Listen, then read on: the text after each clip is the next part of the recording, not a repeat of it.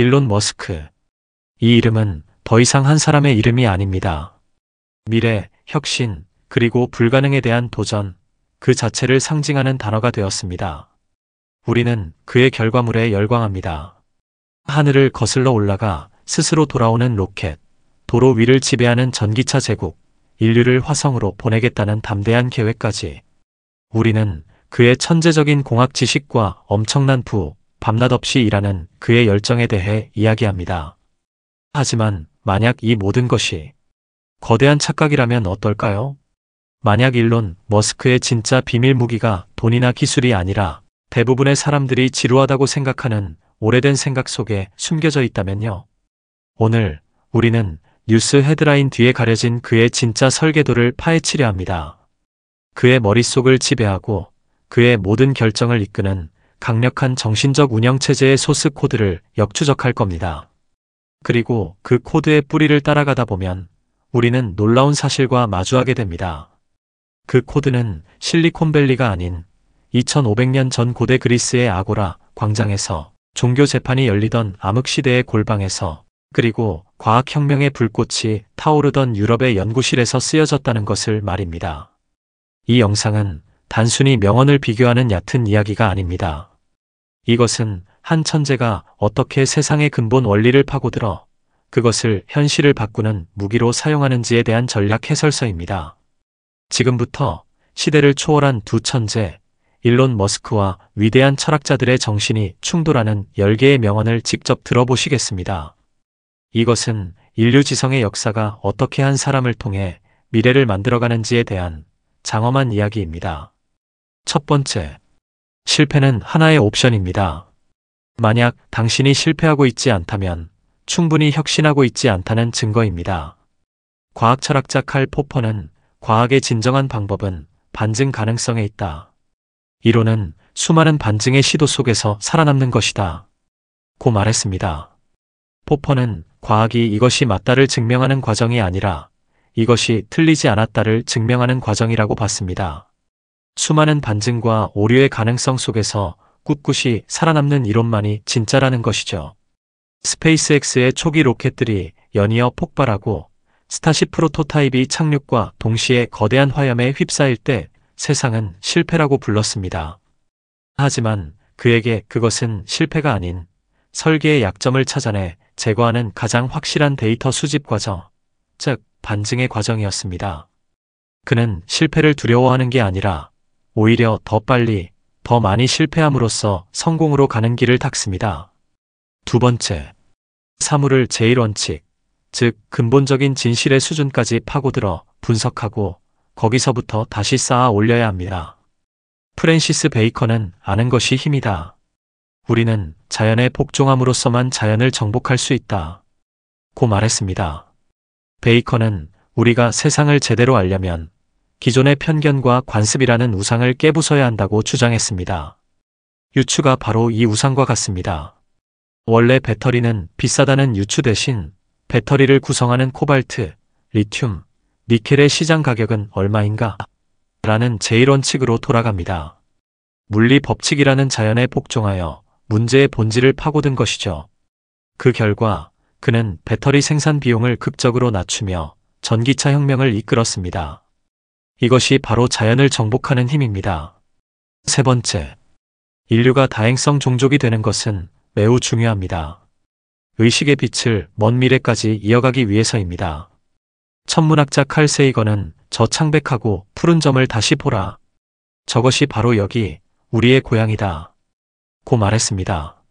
칼 세이건이 보여준 창백한 푸른 점은 우주적 관점에서 인류의 존재가 얼마나 미미하고 연약한지를 보여주는 철학적 성찰이었습니다.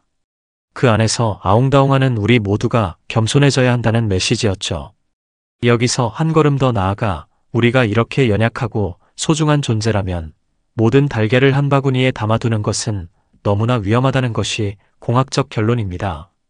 의식의 빛이란 세이건이 보여준 저 연약한 점 위에서 피어난 인류 문명과 지성을 의미하며 이것을 지키기 위해 화성이라는 보험을 들어야 한다는 것입니다. 네 번째, 우리는 자동차 산업의 지각 변동을 일으키려 합니다. 사람들은 이것이 불가능하다고 말했죠. 과학사학자 토마스 쿤은 과학의 진보는 점진적 축적이 아닌 패러다임의 전환을 통해 이루어진다 고 말했습니다. 쿤에 따르면 과학자들은 평소에 기존의 이론, 즉 패러다임 안에서 문제를 풉니다. 하지만 설명할 수 없는 문제들이 쌓이면 누군가 완전히 새로운 틀을 들고 나와 판을 뒤엎는 과학혁명이 일어납니다. 더 좋은 내연기관차를 만드는 기존 패러다임 안에서 경쟁하는 대신 자동차를 바퀴 달린 컴퓨터이자 거대한 배터리 플랫폼이라는 완전히 새로운 패러다임으로 재정의했습니다. 테슬라는 단순한 전기차가 아니라 자동차 산업의 코페르니쿠스적 전환을 이끈 혁명 그 자체입니다. 5번째, 당신은 당신이 해결하는 문제의 난이도에 정비례하여 보상받는다. 위대한 물리학자 리처드 파인만은 첫 번째 원칙은 당신 자신을 속이지 않는 것이다. 그리고 당신은 가장 속이기 쉬운 사람이다 고 말했습니다. 가장 어려운 문제를 풀기 위해 가장 먼저 해야 할 일은 무엇일까요? 파인만은 바로 자신을 속이지 않는 정직함이라고 말했습니다. 우리는 종종 이건 원래 안 돼 해봤는데 소용없어라며 가장 속이기 쉬운 자기 자신과 타협합니다. 하지만 자기 기만은 용납되지 않습니다. 불가능하다는 보고 대신 불가능하게 만드는 물리 법칙을 가져오라는 요구가 뒤따릅니다. 문제의 본질을 정직하게 마주할 때 비로소 어려운 문제 해결의 길이 열리고 그에 따른 거대한 보상이 뒤따른다는 것을 아는 것입니다.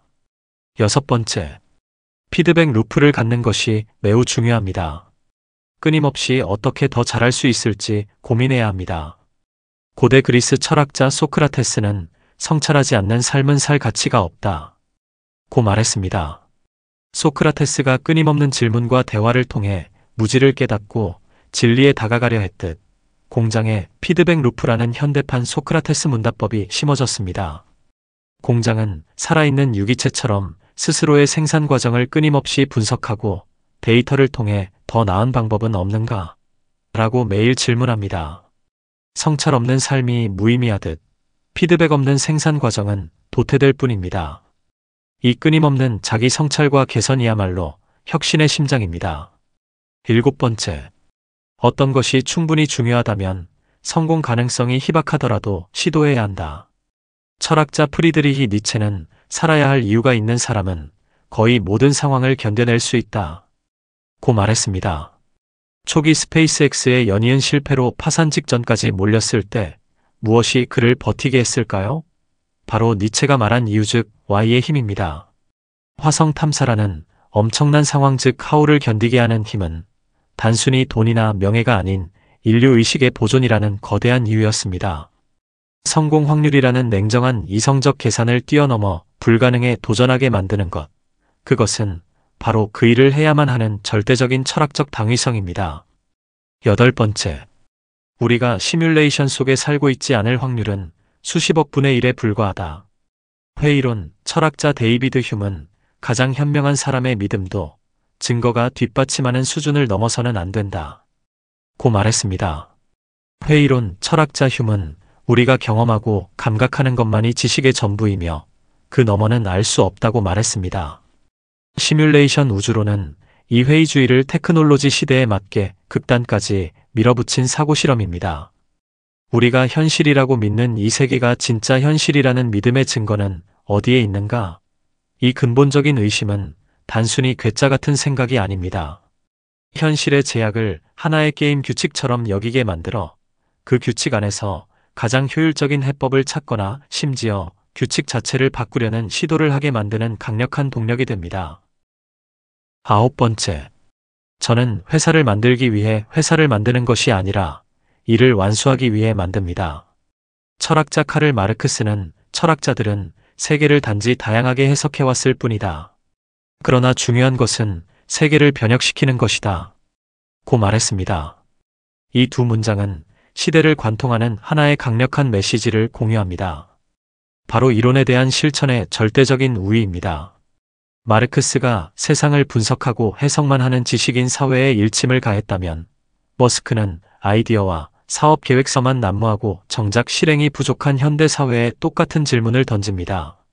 그에게 테슬라, 스페이스X 같은 회사는 단순한 사업체가 아닙니다. 그것은 세상을 바꾸겠다는 거대한 일을 완수하기 위한 가장 효율적인 도구이자 그의 의지를 실현시키는 변혁의 엔진입니다. 수많은 사람들이 기후 변화를 해석할 때 그는 전기차를 만듭니다. 수많은 사람들이 인류의 미래를 해석할 때 그는 화성 로켓을 쏩니다. 그의 존재 자체가 해석의 시대를 끝내고 변혁의 시대를 열어야 한다는 강력한 웅변입니다. 10번째, 나는 우주는 무엇이고 우리는 왜 존재하는가와 같은 질문에 대한 답을 찾고 싶었다. 모든 철학의 아버지 아리스토텔레스는 모든 학문과 탐구는 어떤 좋은 것을 목표로 한다고 여겨진다 고 말했습니다. 즉 인간의 모든 활동이 궁극적으로 좋은 것 최고선을 향한다고 보았습니다. 거대한 여정 역시 어떻게 돈을 벌까라는 질문이 아닌 우리는 왜 존재하는가라는 가장 원대하고 철학적인 질문에서 시작되었습니다.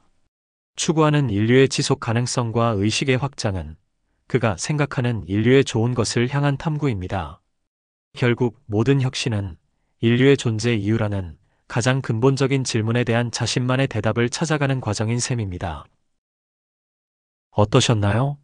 일론 머스크는 단순히 기술을 개발하는 엔지니어가 아니었습니다. 그는 인류의 근원적인 질문을 품고 고대의 지혜를 현대의 기술로 실현해내는 행동하는 철학자에 가까웠습니다.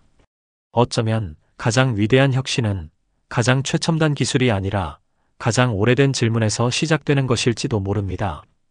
오늘 영상에서 여러분에게 가장 인상 깊었던 명언의 조합은 무엇이었나요? 댓글로 여러분의 생각을 자유롭게 남겨주세요. 시청해주셔서 감사합니다.